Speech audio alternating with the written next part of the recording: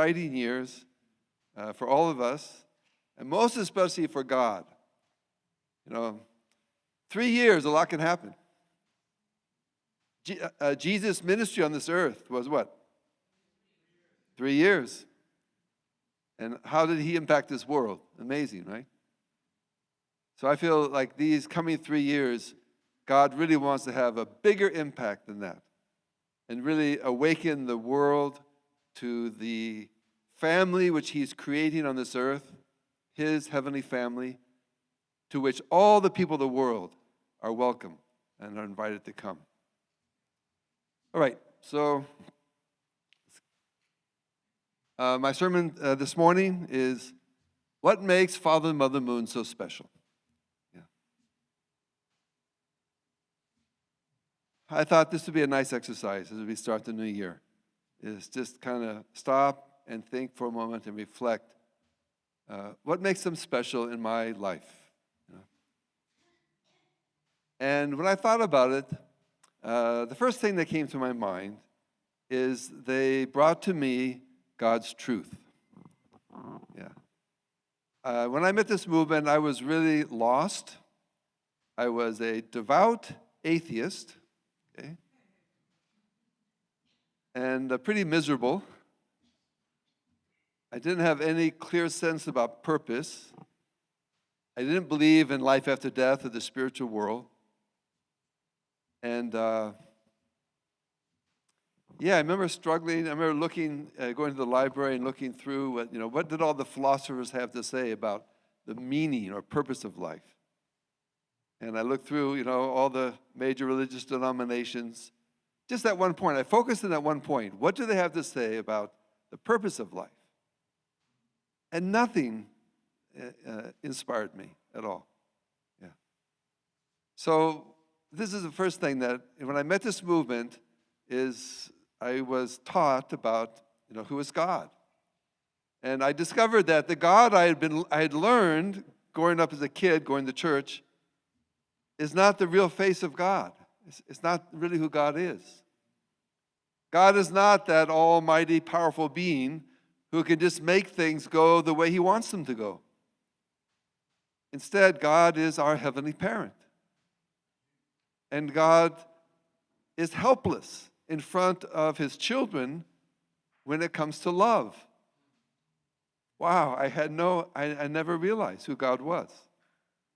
And there's a reason why God exists, but is unable to be in our lives or guide this world. There's a reason. And that truth really awakened me. I discovered the reality of the spiritual world, that we have a purpose that goes way beyond our physical life. And I realized that I learned how self-centered I was. Okay. And I realized the truth that I needed to change if I really wanted to find happiness in this life. So when I think back, I think one of the first things that comes to me, what makes Father and Mother Moon really precious to me, is that through the truth that they revealed, that truth really awakened me and really saved my life. So for that, I'm really eternally grateful to Father and Mother Moon, and also to the guy who first approached me and invited me to come and study this new philosophy that had come out of Korea. So I'm really grateful to Richard Zinke. Wherever you are, Richard Zinke, he's in Northern California. But I'm just really, really grateful that he took the time to come and approach me, right? All right, so that's one point, is the truth really, really changed my life. Second point about Father and Mother Moon, and I had the chance over these 54 years to spend time with them, is their incredible sacrificial life. I mean, they are really genuine. I'm just amazed at how much they give wherever they go. They really live as though every day is like 1,000 years. Have you heard that biblical passage, right? To God, a day is like 1,000 years, and 1,000 years is like one day. I really feel that's how Father and Mother Moon have been living their life. Just racing trying to fulfill so much in such a short period of time. Yeah. I remember I spent 35 years in the East Coast, and I remember we have a place there called Belvedere. It's a beautiful estate, and they have this huge grass lawn hill. It's like a hill. And on top of that hill, there's a big rock. And that's kind of a holy place, and true father and mother would go there to pray quite a bit. And so one example, I remember I was there at a training program, and then we heard of True Father's out at the rock, So we all went out to the rock and sat there. It was dark, early morning, dark. And he shared with us and spoke to us. And he kept speaking and sharing. And sometimes asking people to sing a song and then sharing more and more. And I remember the sun coming up, right? Sun comes up. And he keeps giving and giving and giving. And then the sun hits the halfway point. And he's still giving to us and giving and giving. And then I remember the sun going down and the sun setting. Okay. And then I remember that night, I believe it was, he said, pull out the telescope. They brought a telescope out. And then he asked us, please sing any songs that have the word moon, in it. Like Moon River, Any song that has moon in it. And so people got up and were singing songs. And then the telescope was set up, and we took turns looking at the moon, And so it was an amazing experience, right? But that's one day, right? And the next day, Father and Mother Moon give the same way, whether it's at the breakfast table with leaders, or whether it's taking them fishing, or whatever it might be, they would give their all, So like that day, I wonder, how does he go to the bathroom? Or, how does he do this, And then being a leader in different places. I remember I was a leader in Arizona for a while when he came in the 21 city speaking tour. And, when he arrived there, those few days that he was there, it was so intense, right? And then when he finally leaves, of course, it's very exciting to have him there. But when he leaves, we all slept for hours, because we were so exhausted, right? So I thought, oh my gosh, wherever he goes, he gives everything. And that really moved my heart. I really thought, wow, this is a person who loves God so deeply. They are so desperate to save this world that to them, they really live as though every day is like 1,000 years. How can I, fit 1,000 years into this day? So that's maybe the second point that really moved me about Father and Mother Moon and makes them special to me. Third point. Oh, I wanted to have a picture of Father and Mother Moon. Sorry. Okay. Third point is being part of this movement, we experience from time to time persecution. Anybody here experience any persecution since you met this movement? If you haven't, you will. Yeah. And I realized, I think Father and Mother Moon have received more persecution than any other person who has ever lived in human history. Yeah. I know Jesus went through 3 years of rejection and suffering, and eventually he went the path of the cross. But Father and Mother Moon, their whole life they've invested. And Father went to prison 6 times under the Japanese, several times in North Korea, several times under the communists. Also here, also in South Korea later, and even here in America. But in Korea, Father Moon was, really beaten almost to a death. I mean, at one point they thought he was dead and threw his body out into the garbage in North Korea. And when he didn't die and kept giving, he was arrested and put into a concentration camp, one of these death camps. So he's seen death, hundreds and hundreds of times. He's gone through this kind of physical, suffering. And represented by the missionaries of our movement, he sent out our members to all the different countries of the world. And I think in every country, they went through some course of persecution. In the communist nations in Eastern Europe, several members were put to death. So when you think about it, this world is not God's world. This world is not God's world. And God is trying desperately to take it back, to bring it back. But until that time, this world is controlled by a lot of people who are not such great people, who are very much arrogant and seeking power and position over others. And so then it makes sense that the person of God, whom God sends to this world, is going to be attacked the most, don't you think? That's the one Satan wants to get rid of more than any other person. Satan wants to try to eliminate that person or that person's representatives who were sent out to the world. So I think no other person in human history has a record that in their lifetime they received persecution in every nation on this earth. Right? Is there any other person in human history who in their lifetime experienced such misunderstanding, betrayal, and rejection? I don't think so. Jesus experienced that in Jerusalem, right? In that one part of the world during his life. Okay. So that's another point.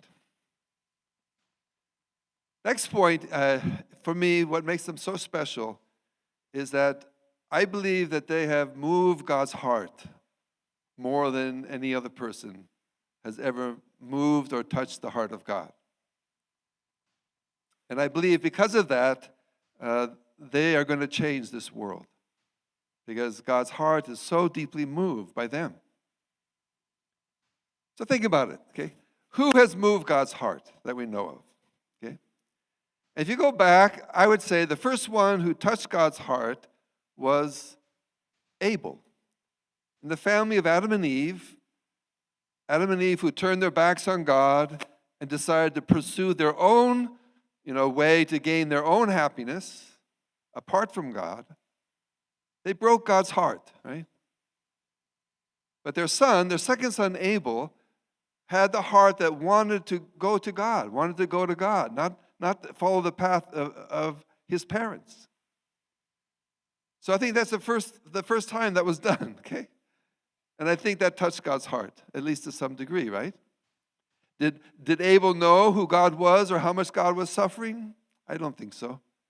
But anyway, in Abel's heart, he found the desire to want to offer something to God. And I think that gave God hope, right? And who else, right? If we look through history. Well, there's Noah, okay? Noah, I think, touched God's heart because he faithfully worked to build the ark. 120 years he invested himself with incredible faith and hardship to build the ark for God. I think in some ways that touched God's heart and allowed God to work to some degree. Then we have other people like Abraham, right? Abraham's famous. Abraham was willing to offer his son Isaac, right, to show God his faith. That wasn't God's original plan. Okay. If you have a chance to study more deeply the teachings of Father and Mother Moon, you'll learn that Abraham made some mistakes. But anyway, in the end, Abraham showed God, I love you enough that I would offer my son to you. And I think that touched God's heart. But did Abraham really know who God was? Did Abraham know God's suffering? No. Abraham just knew that this almighty God was asking him to do something, right? And then who else do we have? We have people like Moses. We have people like King David, right? Jeremiah, the prophets, right? The prophets, right?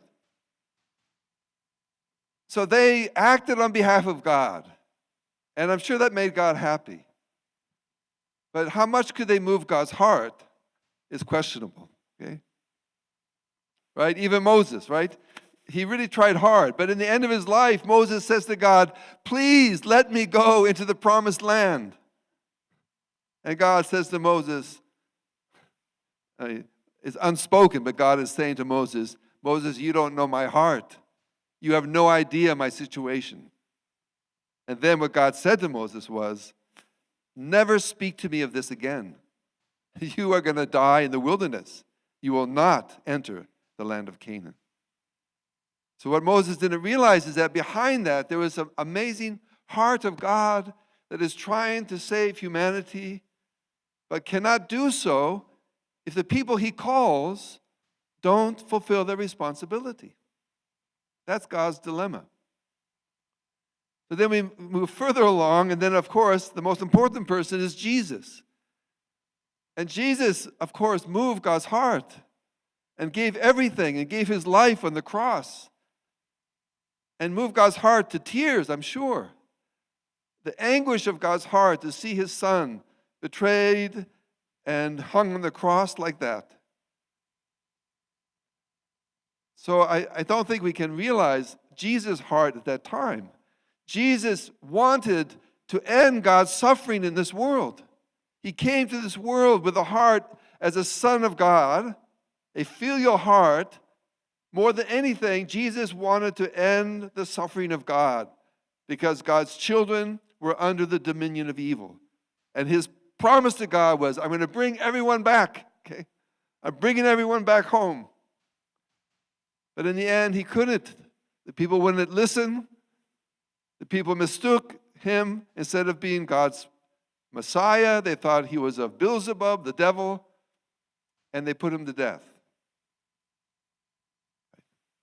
So on the cross, Jesus really brought pain to God's heart because of this situation. But Jesus gave God incredible hope because he said to God, please forgive them. They know not what they are doing. So that really, was amazing for God. Yeah, if you think about it, Satan was working to kill God's son, to destroy God's plan to save his people. And Satan thought, I'm the winner. I have him on the cross and he's dying and he's going to be dead. So Satan thought, I'm the winner.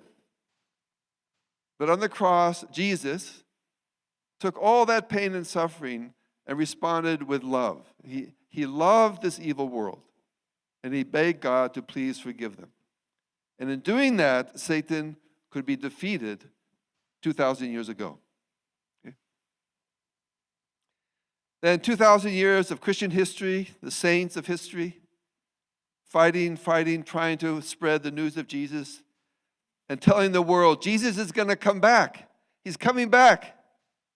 And what else? And there's going to be the marriage of the Lamb, right? That's what Jesus promised would take place.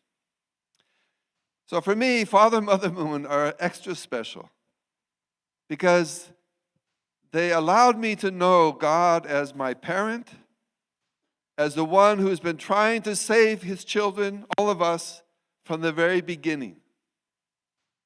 And through Father and Mother Moon's understanding of God, we can realize exactly what God has been doing at each point in history and why he did what he did and why he had to wait and then try again later and again and again. They are the first ones who revealed to the world that God is your loving parent. And he's been trying to save us from the time that Abel made that first offering. And instead of being able to save us, he's had to watch us suffer from generation to generation, from millennium to millennium, right? Up until today. So Father and Mother Moon are special to me because they show to me and reveal to me God's heart. Yeah, it's amazing, okay? So these are two quotes that I shared with the introductory program. This is Father Moon's words. Ladies and gentlemen, do you have any idea how much pain God suffered the moment our first ancestors, into whom God had invested his complete and unreserved devotion since time immemorial, fell and disappeared into darkness? Are you even remotely aware that our Heavenly Father, who endured tens of thousands of years of excruciating heartache, so great that his bones shed tears and his flesh quivered? How many have spent days and nights in tears, yearning to comfort our Father in heaven? And Mother's words, and this is a prayer from her prayer: Our God, you lost humankind, your family. As you pushed your way through history, you must have been like a traumatized parent who had lost his senses, his entire being in shambles. You were not a God of joy and glory.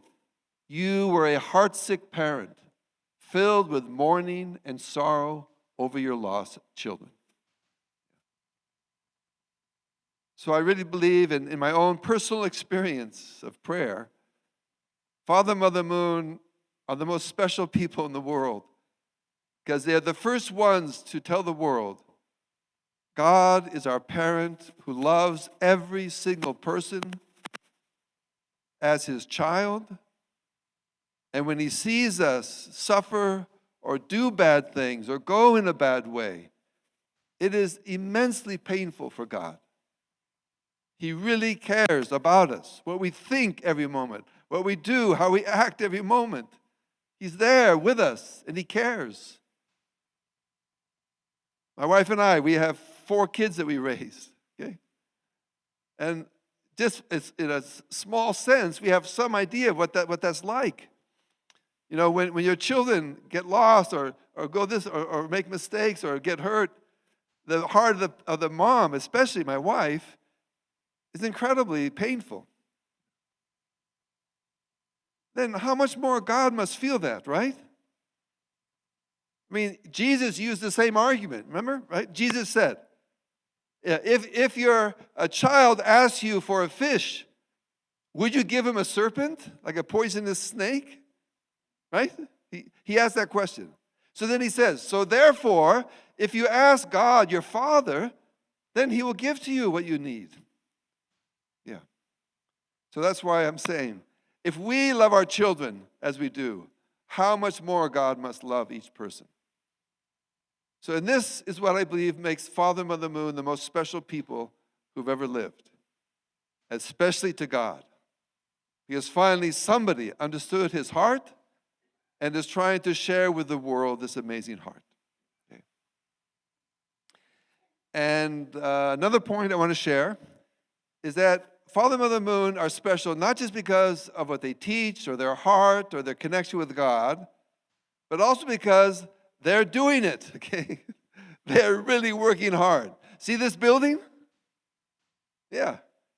Their inspiration built this building. This building cost $30 million. Can any of you come up with $30 million? If you can, let me know. We need it to help to build the Cheongwon in Korea. But think about it. You can make all kinds of, you can teach and claim and talk about things, but if you can't accomplish it, I'm sorry, it ain't going to happen. So Father Mother Moon had a vision for Las Vegas. And now look at this building that's here. Yeah. And Father Mother Moon had, a vision about bringing the world together. So they established Universal Peace Federation. They have a vision of bringing science and religious people together. So they have conferences that actually bring people. It costs millions of dollars, tens of millions of dollars to bring 300, 400, 500, scientists and Nobel Prize winners from around the world to come to a conference and really talk about how we can unite religion and science. They've done that, okay? They do it. Yeah. So talk is one thing, but to really do something is another. So I want to just mention this one. You saw this slide before, but Mother Moon, she's building this building in Korea, in this beautiful place called Compton. And in that building, there are rooms more beautiful and more incredible than the UN Assembly Room or any kind of conference room you can imagine. She is investing everything to make this the very best place in the world, because she wants to invite the leaders of the world to come together and to realize that God is their parent. And if they just even a little bit realize that God is their parent, they will find a way to reconcile their problems and differences. Because that heart can open the way to solve every problem. Right, Mom? I mean, our struggles as husband and wife, right?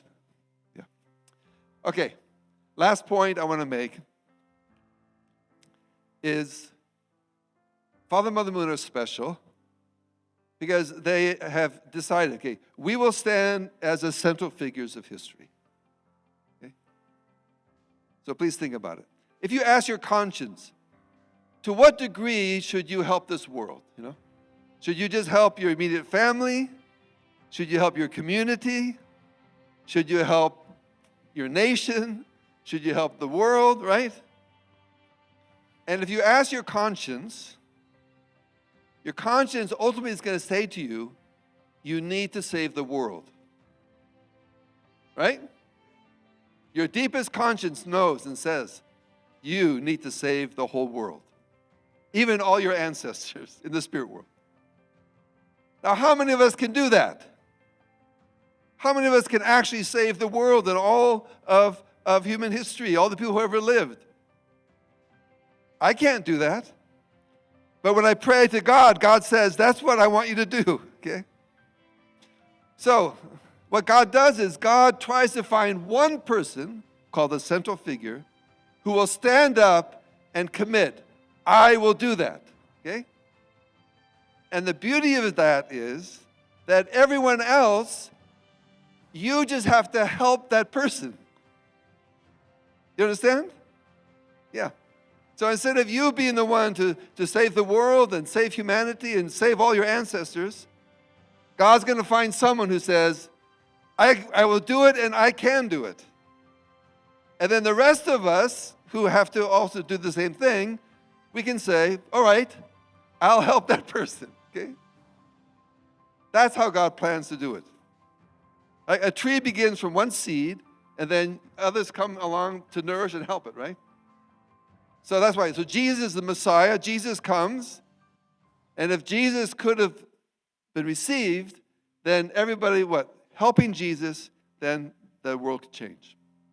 So I'm really, really grateful to Father and Mother Moon because as a couple, they've stood up and said, we will save the world. We will comfort God's heart. We will bring everybody back home. And I, Andy Compton, just need to do what? I'll help. Okay. Right? I'll help in some way. I can do this or I can do that. But I'm connected to that central person. So in this way, I believe Father and Mother Moon are special for everybody. Because through them, all of us can actually become a part of saving the world and comforting God's heart. Haju? Okay. So I just want to say thank you to True Mother. She's here. Father, her husband is in the spirit world, supporting and helping. But I really believe we're in a special time this year and the next couple of years coming. So let's all work together to support and help True Mother save the world. Haju? Okay, thank you very much, everyone.